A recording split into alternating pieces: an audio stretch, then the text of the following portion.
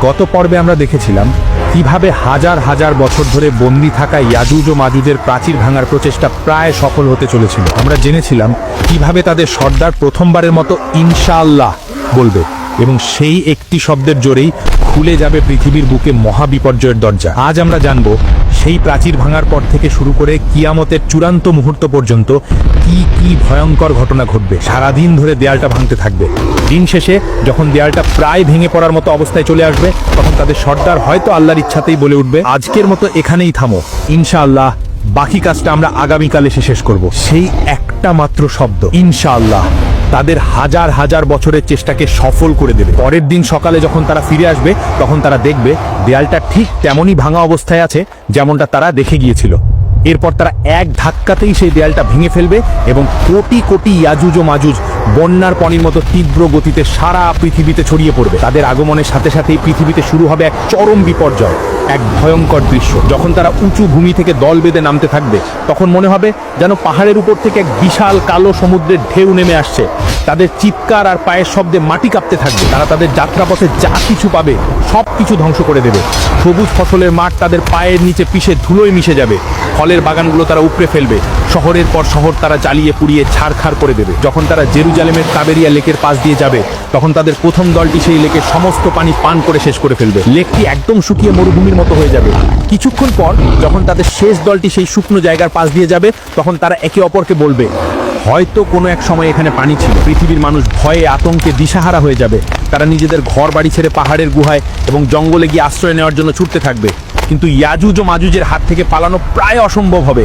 তারা যাকে সামনে পাবে তাকেই নির্দয়ভাবে হত্যা করবে। তারা পৃথিবীর মানুষকে মারতে মারতে এমন এক পর্যায়ে পৌঁছাবে যখন তারা অহংকার করে বলবে, আমরা তো পৃথিবীর সব মানুষকে মেরে ফেলেছি, এবার তো পৃথিবীতে আমাদের কোনো শত্রু নেই, চলো এবার আকাশের লোকদের মারি। এই বলে তারা আকাশের দিকে তাদের তীর ছুড়বে। আল্লাহ তাদের এই অহংকার এবং মূর্খতাকে পৃথিবীর মানুষের সামনে প্রকাশ করার জন্য সেই তীরগুলোকে রক্তমাখা অবস্থায় তাদের কাছে ফিরিয়ে পাঠাবে। রক্তমাখা তীর দেখে তারা আনন্দে উন্মাদ হয়ে চিৎকার করে বলবে, দেখো আমরা আকাশের দেবতাদেরও মেরে ফেলেছি, এখন আমরাই এই মহাবিশ্বের শাসক। ইয়াজুজ ও মাজুজের এই ভয়ঙ্কর অত্যাচারে তুর পাহাড়ে আশ্রিত ইমানদারদের অবস্থা চরমে পৌঁছাবে। খাদ্যের অভাবে তারা ডেসপারেট হয়ে পড়বে। সেই কঠিন এবং অসহায় মুহূর্তে হযরত ঈসা আলাইহিস সালাম এবং তার সঙ্গীরা আল্লাহর কাছে দুই হাত তুলে কান্না জড়িত কণ্ঠে দোয়া করবেন। আল্লাহ তাদের দোয়া কবুল করবেন। তিনি ইয়াজুজ ও মাজুজের উপর এমন এক গজব পাঠাবেন যা কোনো মানুষও কল্পনাও করতে পারবে না। তিনি কোনো বিশাল সেনাবাহিনী বা ভয়ঙ্কর ঝড়ও পাঠাবেন না। আল্লাহ তাদের ঘাড়ে নাগাফ নামের এক ধরনের পোকা পাঠিয়ে দেবেন, যা দেখতে পঙ্গপালের মতো হবে। সেই পোকাগুলো রাতের অন্ধকারে ইয়াজুজ ও মাজুজের ঘাড়ের মধ্যে ঢুকে তাদের শরীরকে ভিতর থেকে খাওয়া শুরু করবে। কোটি কোটি ইয়াজুজ ও মাজুজ যারা একটু আগেও নিজেদেরকে পৃথিবীর শাসক বলে দাবি করছিল, তারা এই ছোট্ট পোকার আক্রমণে এক মুহূর্তের মধ্যে পোকা মাকড়ের মতো ছটফট করতে করতে মারা যাবে। এক রাতের মধ্যেই তাদের বিশাল বাহিনীর একজনও জীবিত থাকবে না। তারা সবাই একসাথে পচে গলে এমনভাবে মারা যাবে যে তাদের মরাদেহের দুর্গন্ধে পৃথিবীর বাতাসে নিঃশ্বাস নেওয়াটাই কঠিন হয়ে যাবে। সকালে যখন হযরত ঈসা আলাইহিস সালাম এবং তার সঙ্গীরা পাহাড় থেকে নিচে নেমে আসবেন, তখন তারা দেখবেন পৃথিবীর বুকে এক বিঘত জায়গাও খালি নেই যা ইয়াজুজ ও মাজুজের পচা গলা লাশে ভরে যায়নি। সেই অসহনীয় দুর্গন্ধে যখন পৃথিবীতে শ্বাস নেওয়াটাই কঠিন হয়ে যাবে, তখন হযরত ঈসা আলাইহিস সালাম আবার আল্লাহর কাছে দোয়া করবেন। আল্লাহ তখন উটের ঘরের মতো বিশাল বিশাল আকারের পাখি পাঠাবেন। এই পাখিরা ইয়াজুজ ও মাজুজের কোটি কোটি লাশ তাদের শক্তিশালী ঠোঁট দিয়ে তুলে নিয়ে আল্লাহ যেখানে চাইবেন সেখানে ফেলে দিয়ে আসবে। যখন পৃথিবী লাশ মুক্ত হয়ে যাবে, কিন্তু তখনও বাতাসে দুর্গন্ধ আর মাটিতে তাদের রক্তের দাগ লেগে থাকবে, তখন আল্লাহ এমন এক রহমতের বৃষ্টি পাঠাবেন যা এর আগে কেউ কখনো দেখেনি। সেই প্রবল বৃষ্টি পৃথিবীর প্রতিটি কোণাকে, প্রতিটি ঘর বাড়ি, প্রতিটি অলিগলিকে এমনভাবে ধুয়ে মুছে দিবে যে পৃথিবীটা আবার আয়নার মতো পরিষ্কার এবং পবিত্র হয়ে যাবে। ইয়াজুজ ও মাজুজের ফিতনা শেষ হওয়ার পর হযরত ঈসা আলাইহিস সালামের নেতৃত্বে পৃথিবীতে শুরু হবে সেই আসল শান্তির যুগ, যাকে অনেক সময় সোনালী যুগ বলা হয়। আল্লাহ জমিনকে তার সকল বরকত ফিরিয়ে দেওয়ার জন্য আদেশ করবেন। জমিন তার সকল প্রকার ফল ফসল এমন ভাবে উগরে দেবে যে একটি মাত্র ডালিম একদল লোক খেয়েও শেষ করতে পারবে না, এবং মানুষ তার খোসাকে ছাতা হিসেবে ব্যবহার করবে। দুধের মধ্যে এত বরকত হবে যে একটি মাত্র উটের দুধ একটি বিশাল গোত্রের জন্য যথেষ্ট হবে। পৃথিবী থেকে সকল প্রকার জুলুম, অত্যাচার, হিংসা বিদ্বেষ উঠে যাবে। মানুষের অন্তর এতটাই পরিষ্কার হয়ে যাবে যে একে অপরের প্রতি কোনো শত্রুতা থাকবে না। হাদিসে এসেছে সেই সময়ে বাঘ আর গরু একসাথে বিচরণ করবে। শিশুরা বিষাক্ত সাপের মুখে হাত দেবে, কিন্তু সাপ তাদের কোনো ক্ষতি করবে না। হযরত ঈসা আলাইহিস সালাম একজন ন্যায়পরায়ণ শাসক হিসেবে পৃথিবীতে 40 বছর শাসন করবেন। তিনি নতুন কোনো ধর্ম নিয়ে আসবেন না, বরং আমাদের প্রিয় নবী হযরত মুহাম্মদ সাল্লাল্লাহু আলাইহি ওয়াসাল্লামের শরীয়ত অনুযায়ী শাসন করবেন। এভাবেই পৃথিবীতে এক নিখুঁত শান্তি ও ন্যায় বিচার প্রতিষ্ঠা করার পর হযরত ঈসা আলাইহিস সালাম স্বাভাবিকভাবে মৃত্যুবরণ করবেন। মুসলিমরা তার জানাজার নামাজ আদায় করবেন এবং আমাদের প্রিয় নবী হযরত মুহাম্মদ সাল্লাল্লাহু আলাইহি ওয়াসাল্লামের রওজার পাশেই তাকে দাফন করা হবে। হযরত ঈসা আলাইহিস সালামের মৃত্যুর পর পৃথিবীতে আবার ধীরে ধীরে বিপর্যয় নেমে আসতে শুরু করবে। ভালো মানুষের সংখ্যা কমতে থাকবে এবং খারাপ মানুষের সংখ্যা বাড়তে থাকবে। ঈমানদার মানুষরা এক এক করে পৃথিবী থেকে বিদায় নিতে থাকবেন। দিনী জ্ঞান ধীরে ধীরে উঠে যাবে আর পৃথিবী আবার অজ্ঞতা আর পাপাচারের অন্ধকারে ডুবে যেতে শুরু করবে। এমন এক সময় আসবে যখন পৃথিবীতে আল্লাহ নামটি নেওয়ার মতো আর কোনো লোক থাকবে না। হাদিসে এসেছে, সেই সময় পৃথিবীর বুকে সবচেয়ে নিকৃষ্ট লোকেরাই বেঁচে থাকবে।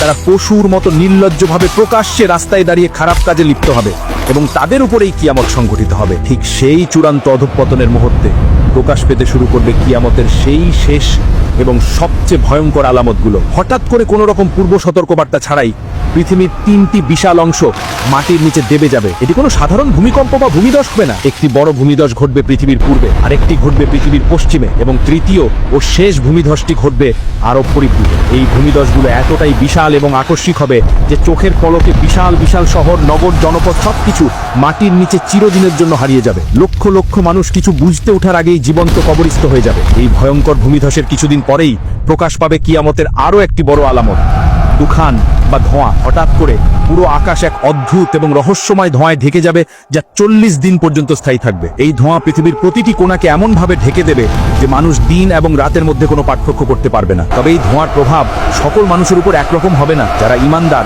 তাদের উপর এই ধোঁয়ার প্রভাব হবে খুবই সামান্য। তাদের কাছে এটাকে শুধু হালকা সর্দি কাশির মতো মনে হবে। কিন্তু যারা অবিশ্বাসী তাদের জন্য এই ধোঁয়া হবে এক ভয়ঙ্কর আযাব। সেই ধোঁয়া তাকে নাক, কান এবং চোখ দিয়ে শরীরের ভিতরে প্রবেশ করে তাদের প্রচন্ড যন্ত্রণা দেবে। তাদের কাছে মনে হবে যেন তাদের মাথাটি আগুনের উপর রেখে ভাজা হচ্ছে।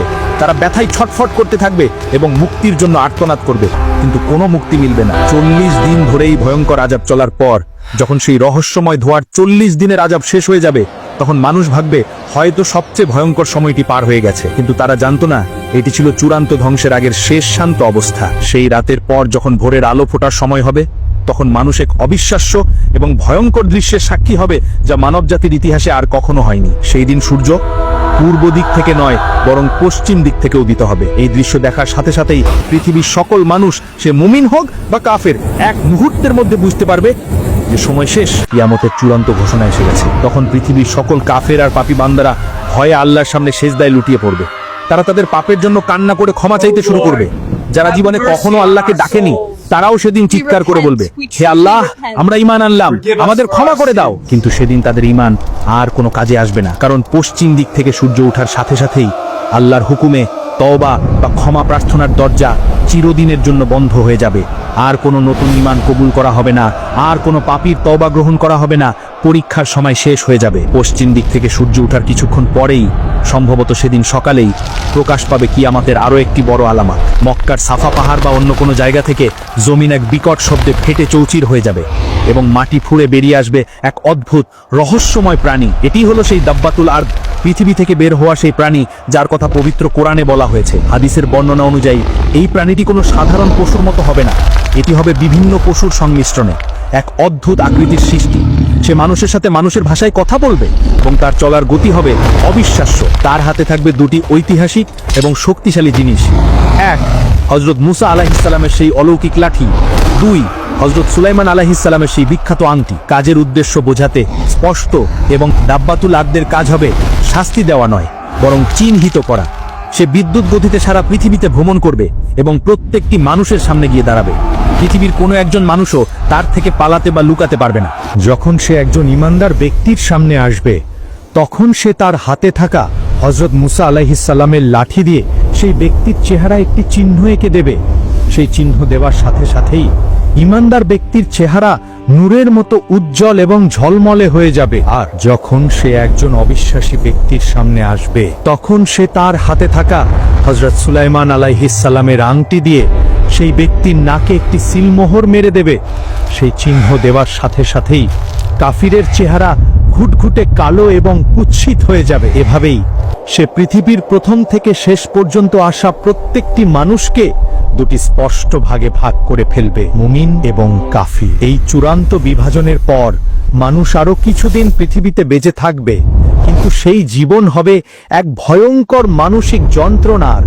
বাবা হবে মুমিন আর তার সন্তান হবে কাফির, স্বামী হবে জান্নাতি আর তার স্ত্রী হবে জাহান্নামী। কিন্তু এই অবস্থার পর কিয়ামতের আর কি বাকি থাকবে? কিভাবে ইয়ামেন থেকে একটি আগুন বেরিয়ে এসে সকল মানুষকে হাসরের মাঠের দিকে তাড়িয়ে নিয়ে যাবে?